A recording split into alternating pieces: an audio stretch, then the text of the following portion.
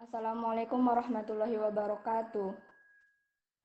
Waalaikumsalam warahmatullahi wabarakatuh. Alhamdulillah, rabbil alamin, wahdahu wassalatu wassalamu ala asrafil anbiya'i wal mursalin, wa ala alihi wa sahbihi ajma'in amma ba'du. Puji syukur kita panjatkan kehadirat Allah Subhanahu wa Ta'ala yang telah memberikan kita begitu banyak nikmat, diantaranya nikmat kesehatan dan nikmat kesempatan, sehingga kita dapat mengadakan webinar pada hari ini. Serta salawat dan salam kepada Nabi besar Muhammad SAW yang berlafazkan Allahumma sholli ala Sayyidina Muhammad wa ala ali Sayyidina Muhammad. Adapun tujuan kami dari kelompok 6 mengadakan webinar pada hari ini ialah untuk memaparkan sedikit banyaknya materi mengenai klasifikasi iklim. Baiklah, mungkin langsung saja pemaparan materi akan disampaikan oleh para pemateri. Kepada Saudari Rizky Haifah Bilqis, kami persilahkan. Terima kasih kepada moderator yang sudah mempersilahkan pemateri dan akan menyampaikan materinya. Iklim merupakan keadaan rata-rata udara pada daerah yang luas minimal mencakup suatu negara dan menjadi pada waktu yang lama minimal selama setengah 35 tahun. Letak suatu daerah dapat dilihat berdasarkan letak garis lintangnya. Letak garis lintang tersebut dapat mempengaruhi suatu iklim. Oleh karena itu, iklim dapat diklasifikasikan melalui letak garis lintangnya. Pengklasifikasian iklim juga banyak dikemukakan oleh para ahli. Di antaranya ialah 1. Menurut Kompen, 2. Menurut Schmidt Ferguson, 3. Menurut BJC Moore, 4. Menurut Tom Ward, 5. Menurut Aldeman.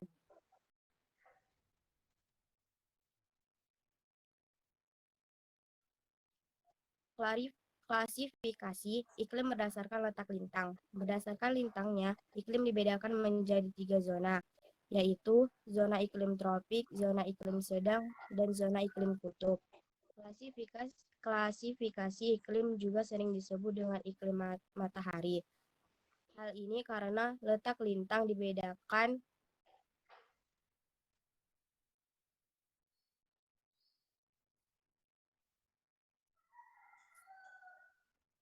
klasifikasi iklim berdasarkan letak lintang. 1. Dengan melihat perbedaan penyinaran matahari atau iklim solar.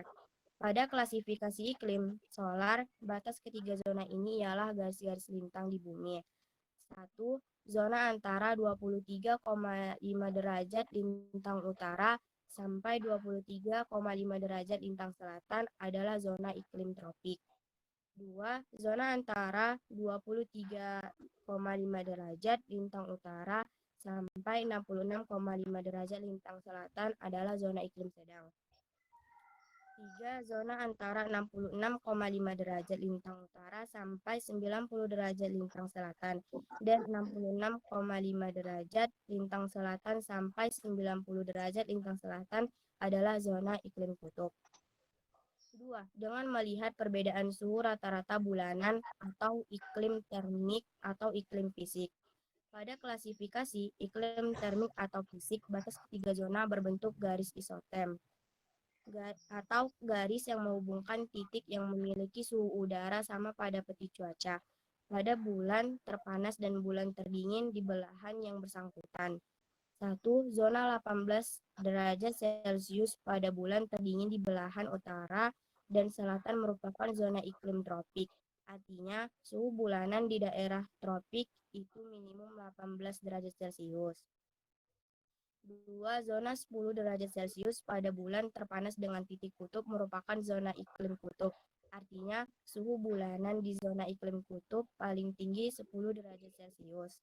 3. Zona di antara zona iklim tropik dan kutub disebut zona iklim sedang.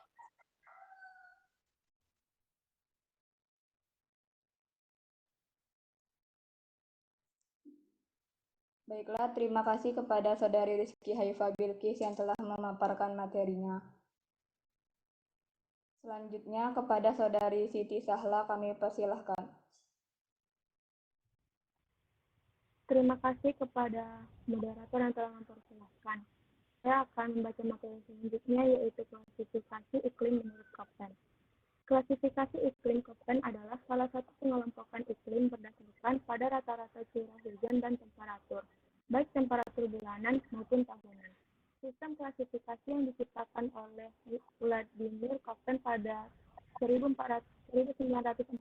bertujuan untuk memberikan batas-batas iklim sedemikian rupa sehingga sesuai dengan zona vegetasi dan bioma pada tempat-tempat tertentu. Köppen menggunakan simbol huruf besar dan kecil dalam membedakan karakteristik antara curah hujan dan temperatur, dan juga digunakan dalam menentukan pembagian wilayah iklim berdasarkan temperatur bulan terdingin dan juga bulan terpanas. Simbol tersebut ialah A kapital sama dengan iklim tropis, B kapital sama dengan iklim kering, C kapital sama dengan iklim sedang, D kapital sama dengan iklim dingin, E kapital sama dengan iklim kutub, F non kapital sama dengan selalu basah. Hujan bisa jatuh dalam semua musim. S non kapital sama dengan bulan kering pada musim panas di belahan bumi yang bersangkutan. W non kapital sama dengan bulan kering atau winter. M non kapital sama dengan hujan cukup atau sedang. Pertama adalah wilayah iklim tropis atau akapital.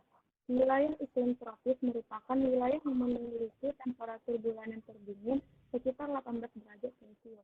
Iklim ini termasuk kategori iklim yang panas.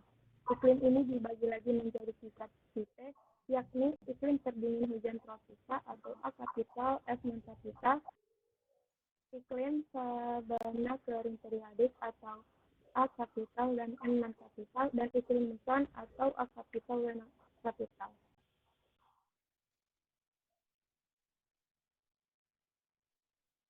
Kedua adalah wilayah iklim kering atau B kapital. Wilayah iklim kering merupakan wilayah yang biasanya memiliki tingkat penguapan tinggi daripada curah hujan. Temperatur pada bulan terdingin mencapai 18,3 derajat Celcius.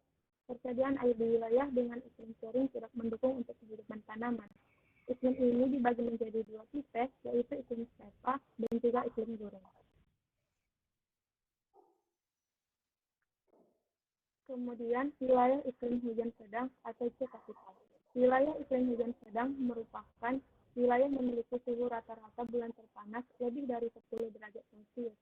Iklim ini dibagi menjadi 3 tipe, yaitu iklim sedang dengan musim panas yang kering, iklim sedang dengan musim dingin yang kering, dan iklim sedang yang lembab dengan musim dingin yang sejuk.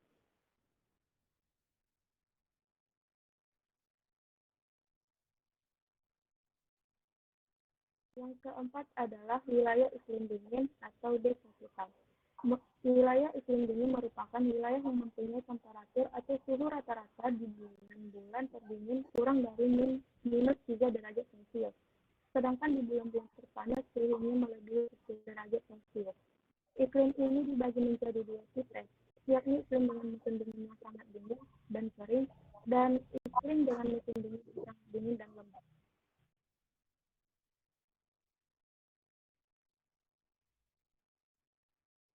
Yang kelima adalah wilayah iklim kutub atau kapital. Merupakan wilayah yang memiliki temperatur rata-rata di bulan terpanas kurang dari 10 derajat Celcius atau 50 derajat Fahrenheit. Iklim kutub ini dibagi menjadi 2 tipe iklim, yakni iklim tundra dengan bulan terhangat rata-rata kurang dari 10 derajat Celcius, dan iklim abu abadi dengan temperatur bulan terhangat di bawah 0 derajat Celcius.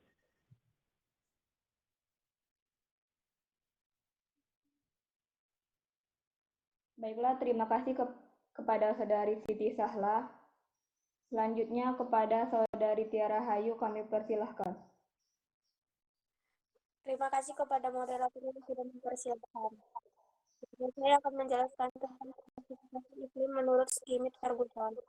Schmidt Ferguson mengklasifikasikan iklim berdasarkan rasio.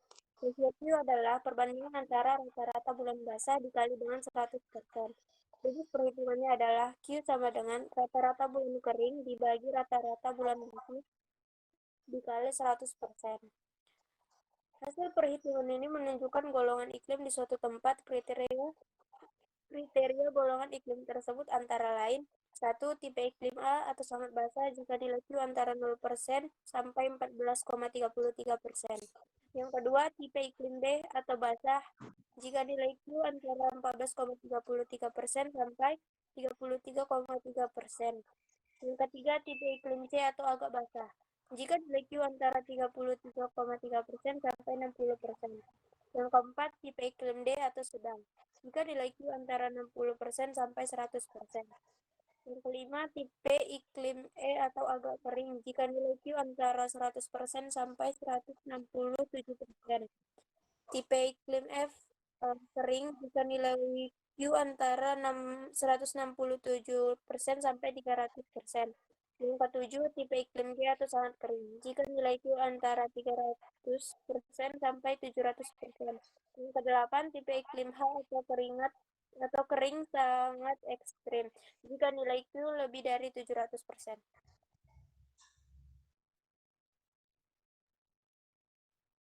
Adapun contohnya yaitu sejak bulan Januari tahun 2000 sampai akhir bulan tahun 2010, jumlah rata-rata bulan kering di Kota Indah adalah 3,1 dan jumlah rata-rata bulan basahnya adalah 8,2. Maka Kota Indah termasuk ke golongan iklim klinik Ferguson yang mana? Jawab. Q sama dengan 3,1 ditambah 8,2 dikali 100% sama dengan 37,8%. Maka menurut Schmidt Ferguson, iklim di Kota Indah termasuk golongan iklim Q.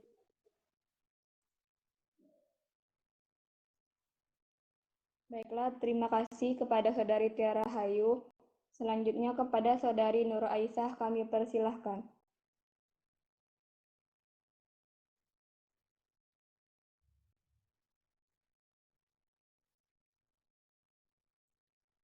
Maaf sebelumnya, kepada Saudari mohon menghidupkan mikrofonnya. Terima kasih kepada moderator. Saya akan menjelaskan klasifikasi iklim menurut B.J. Gemoy. B.J. Gemoy merupakan ahli ilmu tanda bangsa Belanda yang membedakan iklim di Indonesia berdasarkan jumlah bulan-bulan basah dan kering yang ditelitinya dengan mengukur penguapan tanah pada iklim basah di Bogor, Jawa Barat. A. Basah, rata-rata curah hujan per bulan 100 mm ke atas. B. Bulan sedang, rata-rata curah hujan per bulan 600 mm sampai 100 mm. C. Bulan kering, rata-rata curah hujan per bulan kurang dari 60 mm. Dan hasil perbandingan bulan kering dan basah diperoleh nilai Q atau value of Q. Semakin tinggi nilai Q, semakin kering daerah itu, dan semakin rendah nilai Q, semakin basah daerah tersebut. Berikut ini tabel curah hujan untuk seluruh Indonesia.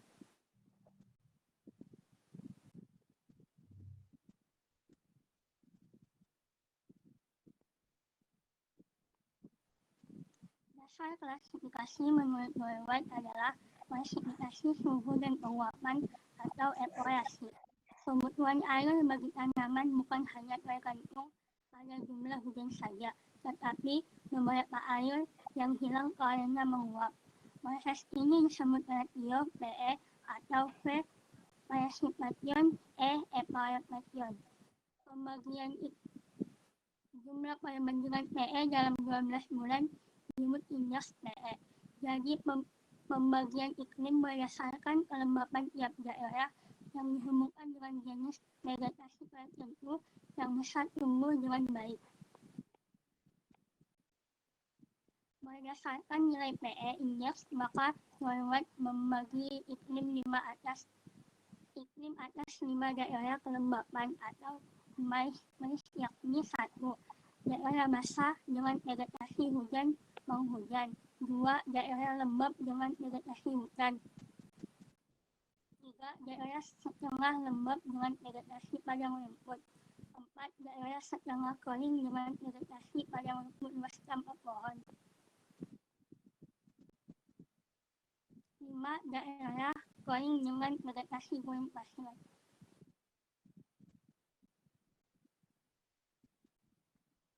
Berikut ini tabel golongan kelembapan menurut Goldwait dan golongan suhu menurut Goldwait.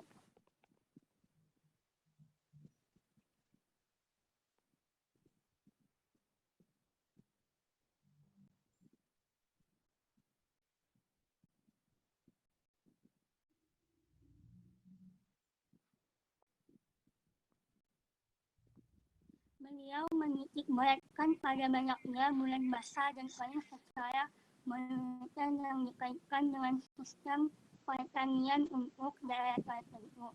Bulan basah menurut Oldelman. A. Bulan basah, curah hujan lebih dari 200 mm. B. Bulan lembab, curah hujan 100 mm sampai 200 mm. C. Bulan kering, curah hujan kurang dari 100 mm. Pembagian iklim menurut Oldelman. 1. Iklim A. Iklim yang memiliki bulan basah lebih dari 9 berturut-turut. 2. Iklim B. Iklim yang menurut bulan basah 7 sampai kali berturut-turut. 3. Iklim C. Iklim yang memiliki bulan basah 5 sampai 6 kali berturut-turut. 4. Iklim D. Iklim yang memiliki bulan basah 3 sampai 4 kali berturut-turut. 5. Iklim E. Iklim yang memiliki bulan basah kurang dari 3 kali berturut-turut.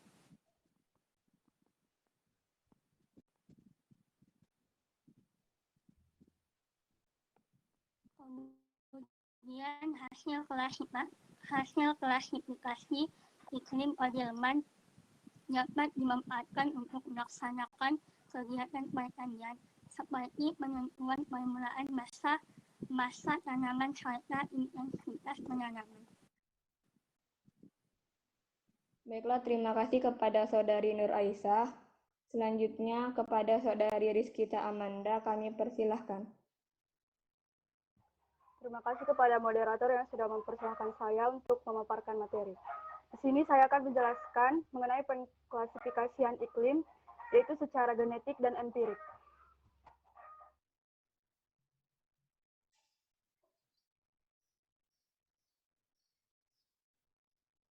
Klasifikasi iklim secara genetik. Klasifikasi ini merupakan klasifikasi iklim yang mendasarkan kriteria pada faktor-faktor penyebab iklim, seperti aliran massa udara, zona-zona angin, benua dan lautan, atau perbedaan penerimaan radiasi surya. Klasifikasi ini umumnya menghasilkan klasifikasi daerah yang luas, tetapi kurang teliti. Klasifikasi ini diklasifikasikan juga menjadi: pertama, klasifikasi iklim menurut daerah penerima radiasi surya.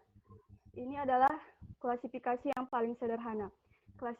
Pengklasifikasian ini membagi bumi menjadi 5 wilayah, yaitu tropika, 2 iklim subtropis, dan 2 iklim kutub, yang masing-masing dibatasi oleh 4 garis astronomi paralel atau garis lintang.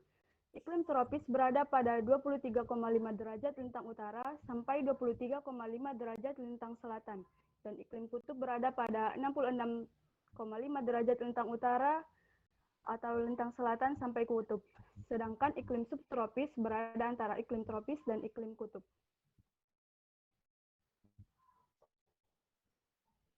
Yang kedua, klasifikasi iklim berdasarkan sirkulasi udara. Dasar penentuan iklim pada klasifikasi ini adalah pada sirkulasi udara yang dapat menghubungkan iklim wilayah sesuai dengan zona angin dan massa udara. Tahun 1950, PON mengusulkan klasifikasi iklim dengan aliran angin dan karakteristik hujan, yaitu dapat kita lihat seperti tabel yang tertera pada layar.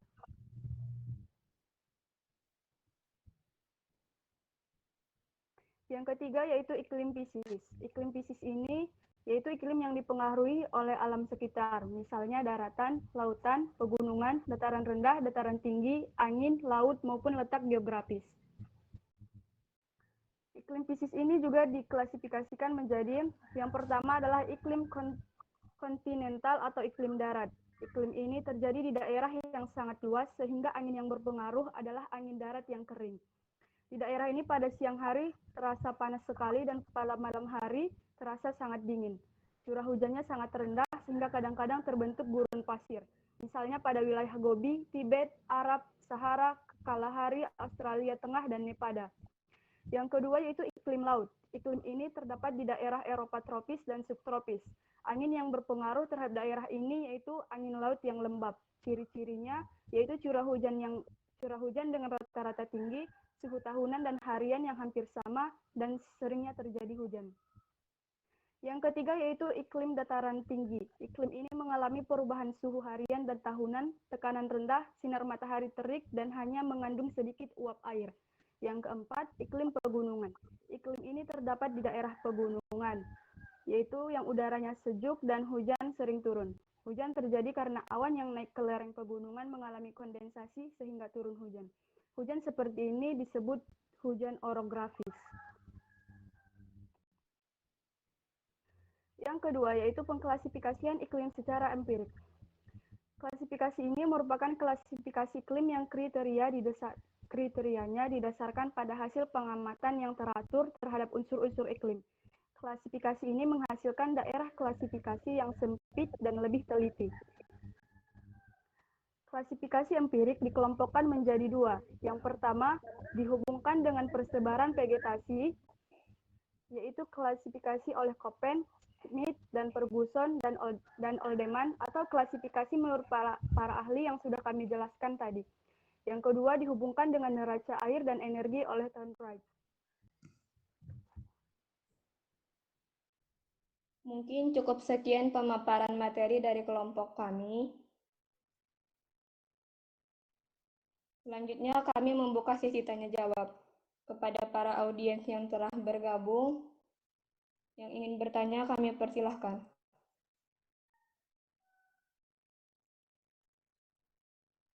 Silakan mengetikkan nama di kolom chat. Baiklah, kepada saudari Najwa Sildia kami persilahkan.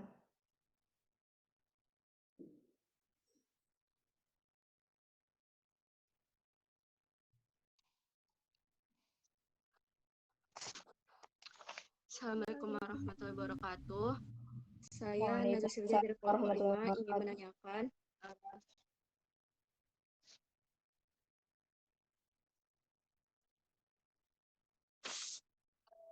pertanyaannya, apa penyebab perubahan iklim dan bagaimana cara menanggulanginya? Terima kasih kepada saudari Najwa Sildia yang telah memberikan pertanyaannya. Baiklah, kepada pemateri yang ingin menjawab, kami persilahkan. Saya Rizky Amanda. Di sini saya akan menjawab pertanyaan dari saudari Najwa Sildia.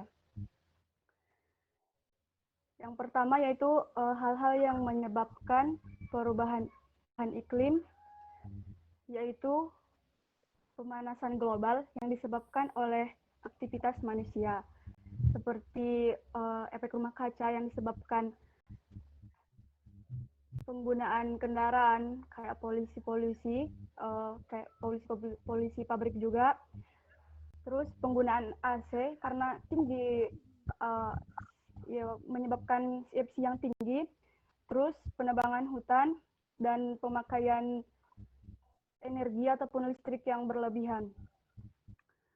Jadi pemanasan global ini mengakibatkan suhu di bumi ini menaik sekitar 5 derajat Celcius setiap tahunnya. Dan ini pemanasan global ini berlangsung lama, dan maksudnya reaksinya berlangsung lama dan terus meningkat. Yang kedua disebabkan oleh aktivitas gunung berapi, yaitu ketika gunung berapi meletus akan mengeluarkan ejektan atau sejenis gas dan debu vulkanik sehingga menutupi atmosfer dan menghalangi masuknya cahaya matahari. Jadi kalau tadi pemanasan global, dan ini akibat gunung berapi inilah dibilang pendinginan global. Ini bisa mengakibatkan suhu di bumi itu turun. derajat Celcius kayak gitu. Tapi ini efeknya cepat hilang. Setelah ejekan itu jatuh ke bumi, kembali itu normal.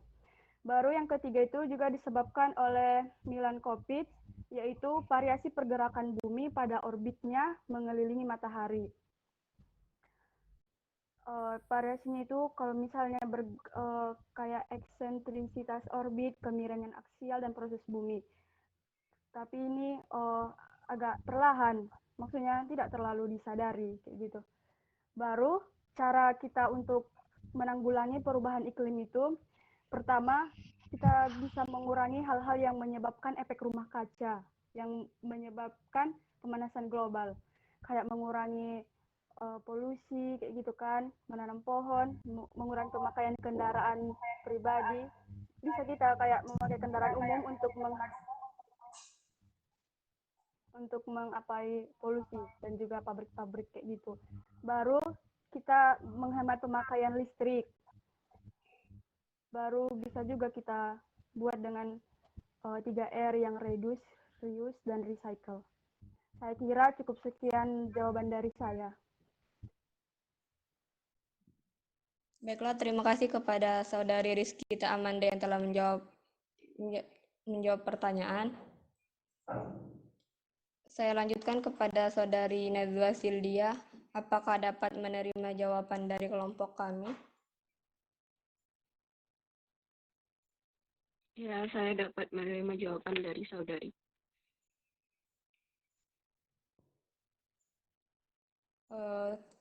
Baiklah. Kami membuka sesi tanya jawab kembali kepada 2 orang yang ingin bertanya. Kami persilahkan. Baik, kepada Saudari Miftahul Jannah kami persilahkan. Assalamualaikum warahmatullahi wabarakatuh. Waalaikumsalam warahmatullahi wabarakatuh. Saya Miftahul Jannah akan bertanya kepada saudari. Mengapa Koppen membuat klasifikasi iklim berdasarkan rata-rata curah hujan dan temperatur? Terima kasih kepada Saudari Miftahul Jannah yang telah memberikan pertanyaannya.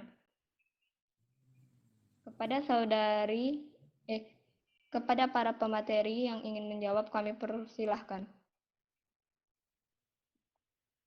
Saya akan menjawab pertanyaan dari saudari Rizkahul Jannah. Mengapa Koppen membuat klasifikasi iklim berdasarkan rata-rata suhu dan curah hujan? Hal tersebut disebabkan karena kedua unsur tersebut, yakni curah hujan dan temperatur, merupakan unsur yang sangat berpengaruh terhadap kehidupan di permukaan bumi.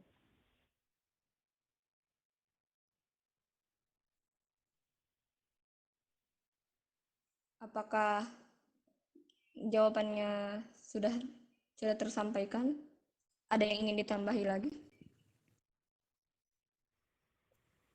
Saya rasa sudah cukup sekian jawaban dari saya. Baiklah, terima kasih kepada Saudari Siti Sahla yang telah memberikan jawabannya. Kepada Saudari Miftahul Jannah, apakah menerima jawaban dari kelompok kami? Iya, saya menerima jawaban dari saudari. Baiklah, selanjutnya kami membuka satu pertanyaan terakhir kepada saudari yang ingin bertanya, kami persilahkan. Kepada Saudari Medira Aulia, kami persilahkan. Assalamualaikum warahmatullahi wabarakatuh. Waalaikumsalam warahmatullahi wabarakatuh. Saya Medira Aulia Lubis ingin bertanya. Di antara klasifikasi yang sudah disebutkan tadi, klasifikasi yang mana yang sering digunakan? Baik, terima kasih kepada Saudari Medira Aulia yang telah memberikan pertanyaannya. Kepada para pemateri yang ingin menjawab, kami persilahkan. Terima kasih kepada moderator yang sudah memberikan saya waktu untuk menjawab pertanyaan dari Medira Aulia. Jadi klasifikasi yang paling sering digunakan adalah klasifikasi Koppen dan Geiger. Klasifikasi ini berlaku untuk seluruh dunia sehingga sering dirujuk untuk kajian-kajian geologis dan ekologi.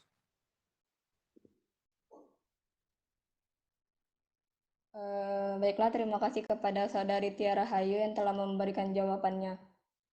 Kepada Saudari Meidira Aulia, apakah dapat menerima jawaban dari kami? Ya, saya bisa menerima jawabannya. Baiklah, kesimpulannya ialah iklim ada yang diklasifikasikan berdasarkan letak lintang, berdasarkan rata-rata curah hujan dan temperatur, berdasarkan rasio Q, berdasarkan jumlah bulan basah dan kering, ataupun secara genetik dan empirik. Akan tetapi, di antara banyaknya pengklasifikasian tersebut, yang paling sering digunakan ialah klasifikasi iklim Köppen. Klasifikasi ini berlaku di seluruh dunia dan sering digunakan untuk kajian-kajian geologis dan ekologi. Mungkin cukup sekian pemaparan pemaparan materi dari kami. Terima kasih kepada saudari yang telah bergabung. Semoga dapat bermanfaat untuk kita semua. Mungkin akhir kata saya tutup dengan Assalamualaikum warahmatullahi wabarakatuh. Waalaikumsalam warahmatullahi